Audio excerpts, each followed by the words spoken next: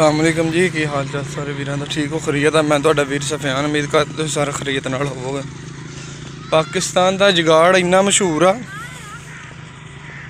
एक सफीर इत्थे आ गया पाकिस्तान ना किसी गोरे मुल्क का, अंग्रेज़ों का, यूरोप का, तो वो विजिट शिजिट वास्ते ना सैर सपाटे वास्ते जरा निकलिया, एक जंगल चला गया दूर दराज किसी, तो उसके को गड्डी सी आटो, वो हो गई उस जंगल के बिच ना बियाबान जंगल तो खराब हो गई। वो हुण सोचे मेरा वाकफ भी इत्थे कोई नहीं, मैं की करा। वो थोड़ी देर तक पाकिस्तानी आउण दिया ही, उन्हें हाथ दिता तो उन्हें की गल, उन्हें कही गड्डी खराब हो गई। उन्हें कहा मैं देखदा। वो उतरिया तो उन्हें वेख्या वो गड्डी सी आटो, वो जिद्दां निकलिया उद्दां ही वापसी अपनी गड्डी च। कहंदा भी जुगाड़ ला देना, इन्ने पैसे दे दे तो कोई जुगाड़ ला देना। उन्हें कहा ठीक आ। वो ना उन्होंने संगल मारिया, उन्हें किसी मिस्त्री को लागे कोई पिंड से उत्थे लै गया, तो वो मिस्त्री को गया तो मिस्त्री ने चेक किया तो गड्डी आटो, कहंदा मैनूं सही तो करनी नहीं आउंदी, पर इन्ने पैसे लगणगे कोई जुगाड़ ला देना। उन्हें कहा चल ठीक है कर दे। हर काम च तो पाकिस्तान जुगाड़ आ।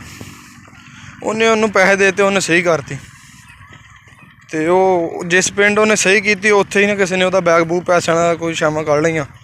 उन्हें पुलिस नूं इतलाह की, पुलिस वाले आ गया जी। उन्हें कहा हाँ जी, उन्हें कहा जी साडा इदां बैग गवाच गया। उन्हें कहा सानूं पता तो नहीं कि इन्हें कड्ढिया, पर हाले इन्ने पैसे लगणगे कोई जुगाड़ लाने। उन्हें कहा चल ठीक है लै लिओ। उन्हें पिंड के लंबड़दार नूं सद लिया।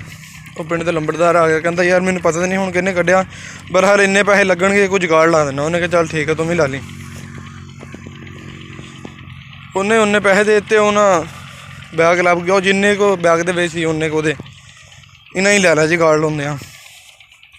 वो वापसी ना अपने मुल्क च गया, उत्थे दे बादशाह ने कहा भी हाँ तू पाकिस्तान गया सी, तेनों की हिसाब किताब किदां दा माहौल आ उत्थे?